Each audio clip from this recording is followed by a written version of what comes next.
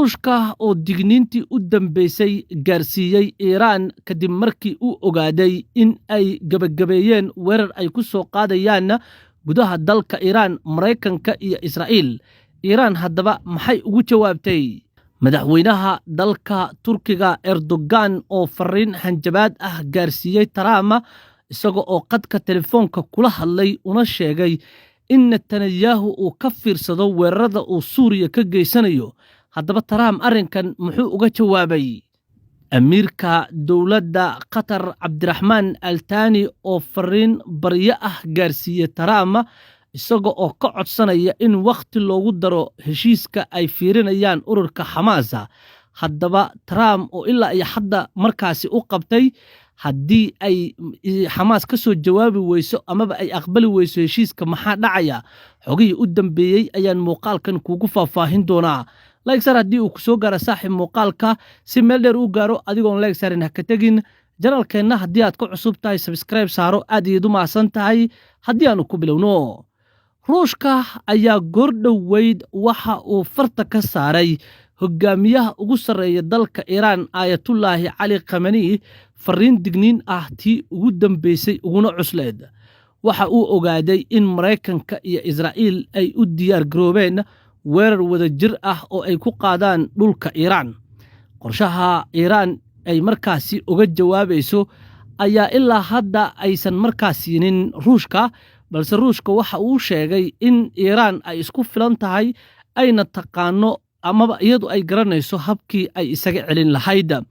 Waxaa la arkayay diyaaradaha qaada qalabka military ee ka soo kacaya garoomada dalka Ruushka oo si dhayli ah ama si maalinle ah u gaaraya gudaha caasimadda Tehran. Dhinaca kale,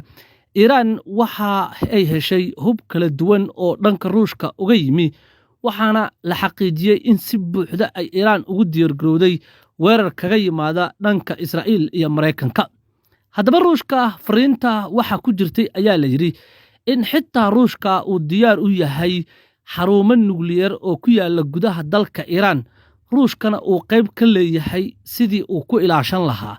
Waxa uu halkaas geeyey nidaam difaaciyeedyada ugu casrisan ee ka hortagi kara diyaaradaha F-35 iyo kuwa kale ee B-2 ee Mareykanka iyo Israa'iil ay kala adeegsanayaan. Ruushka ayaana sheegay in uu ogaaday qorshaha weerarka Israa'iil iyo Mareykan hadda ay gabagabeeyeen ee ka dhanka ah Iiraan inay ku jirto ilaa iyo 5 goobood oo Ruushka uu markaasi ka waday warshado nukliyeerka oo gudaha Iiraan ah in la weerari doono. Saas la ajligeed fariintii u dambeysay ayaa Iiraan ay ka heshay dhanka Ruushka. Ruushkana waxa uu ka arkay dhanka satellite-ka diyaargarowga inuu u dhameystiray iyo xogo sirdoon oo ay markaa heleen. Iiraan ayaana durbadiiba waxa ay ku dhawaaqday in si dhammaystiran loo diyaariyey hubkii looga jawaabi lahaa weerar kasta oo ka yimaada Israa'iil amaba markaasi Mareykanka. Hubka la diyaariyey waxaa ku jira diyaarado dagaal oo uu ugu weyn yahay MiG-29 iyo sidoo kale nidaamyo difaac oo ka hortagi kara dhammaan waxyaalaha Israa'iil iyo Mareykan ay ku weerarayaan gudaha dalka Iiraan. Waxaana nidaamyada difaaca iska leh Ruushka iyo sidoo kale Shiinaha. Sida xogta lagu sheegay, Iiraan ayaa ka maarantay qalabyadii gawaari ee la saari jiray gantaalada ee kadibna waqtiga qaadan jirtay in markaasi la rido.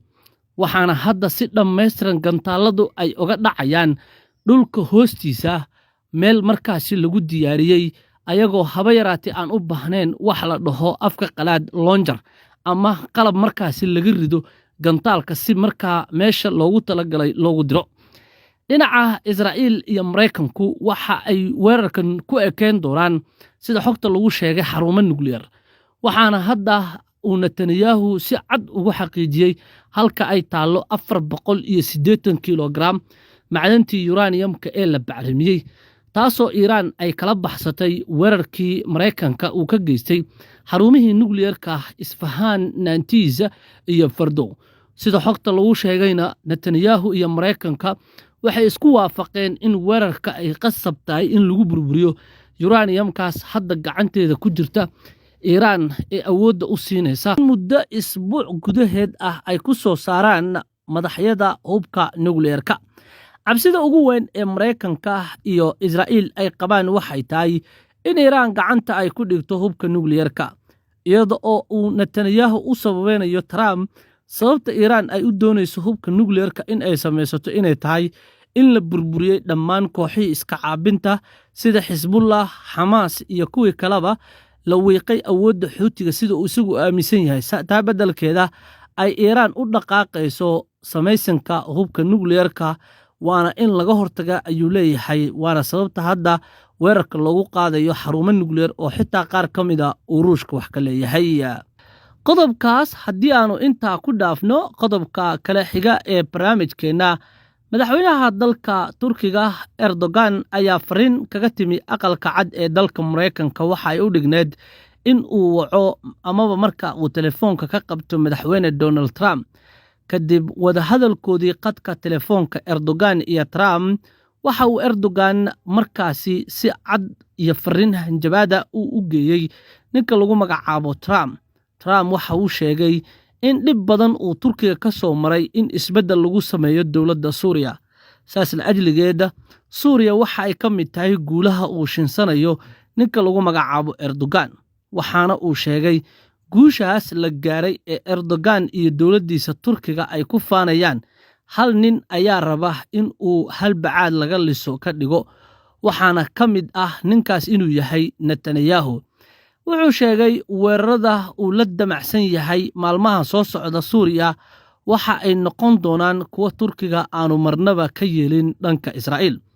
waxaana suurtagal ah xiisadda arrinka ka dhalata in Ankara iyo Tel Aviv ay madaxa isku galaan kadibna ay Tel Aviv noqoto mid markaasi dambas ah amaba burbur xoog leh uu soo gaaro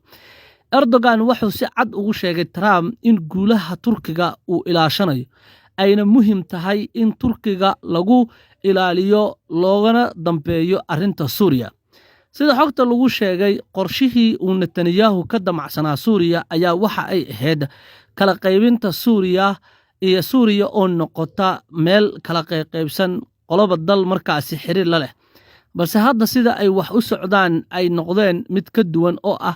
in Suuriya ay u jihaysatay wadadii lagu mideen lahaa guud ahaan shacabka Suuriya iyada oo la aadi doono markaasi samaysanka baarlamaani la soo dooranayo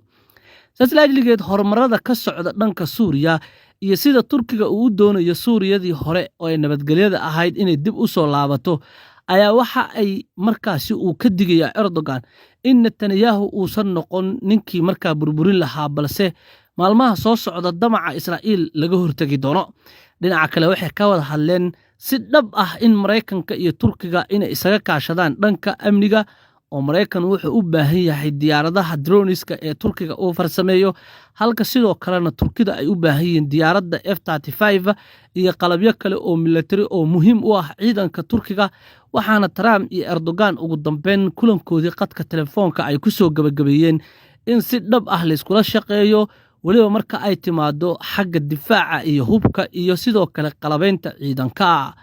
qodobkaas haddii aanu intaasi ku dhaafno qodobka u dambeeya ee barnaamijkeena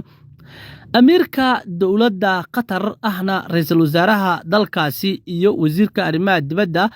Cabdiraxmaan Al-Thani ayaa si cad waxa uu fariin ugu sheegay Trump maanta iyadoo oo fariintaasi ay ahayd tugmo ka timaaday dhanka Xamaas oo ku aadaneed inay dalbanayaan waqti dheeri ah oo laga siiyo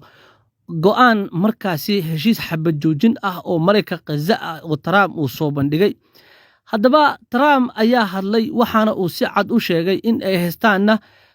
markaasi ilaa iyo Axadda galabnimadeeda waa Axadda soo socota ilaa iyo intaasi waxaa laga rabaa in qorshaha heshiiska nabadda ee Trump ee Gaza ay ku aqbalaan marka koowaad waa inay sii daayaan ayuu yiri dhammaan maxaabiista nool iyo xitaa kuwii dhintay intaas waxaa ku xigta oo ay fulinayaan waa inay hubka dhigaan ururka Xamaas haddaba Trump wuxuu sheegay haddii ay dhici weydo in ay Gaza ku soo socto musiibo aan hadhow markaasi la xakamayn doonin mas'uuliyadeedana ay qaadanayaan ururka Xamaas sida uu xogta markaasi ku sheegay ninka lagu magacaabo Donald Trump intaas kadib Trump markii uu hadlay haddana goor dhaweyd oo hadda ah afayeenada aqalka cad ayaa shir jaraa'id qabatay waxayna si cad mar kale ay ku celisay hadalka Trump iyada oo hanjabaad diraysa waxay sheegtay in ururka Xamaas fursaddii ugu weyneed abid ay gacanta ku hayaan. Dagaalka waa la soo afjarayaa, Israa'iil iyo ayaguna way heshiin doonaan, waa in laakiin iyagu hubka dhigaan, maxaabiistu ay sii daayaan, yacni wax walba oo ayaga laga rabo waa in markaa ay sameeyaan. Haddii ay sameyn waayaan ayay sheegtay in si toos ah markaasi ay u bilaami doonto albaabada naarta ee magaalada Gaza. haddaba ururka Xamaas lama oga in ay aqbali doonaan, balse maanta ayay waxa ay ka dalbadeen Trump iyaga oo war-saxaafadeedkooda marinaya warbaahinta caalamka in Trump uu markaasi waqti ugu daro. haddana waxaa la gaaray in ilaa iyo xadda galabnimadeeda jawaab laga sugayo. lama oga sababta iyo waxa ay samayn doonaan, balse heshiis u eg mid markaasi qasab ah fulintiisa la socto hanjabaada, sidoo kalena aan dan ugu jirin xuquuqda dadka Falastiin iyo dowladnimadooda ayaa miiska u saaran. mana la garanayo sababta ay Xamaas u aqbashay waqti dheeri ah in la siiyo iyo inay aqbali doonaan ilaa iyo xadda iyo waxa ay samayn doonaan ilaa hadda lama oga. muuqaalka haddii aad gabagabada soo gaartay adigoon like saarin ha ka tegin janalkeenna. haddii aad ku cusub tahay subscribe dhaho. maasanid daawade.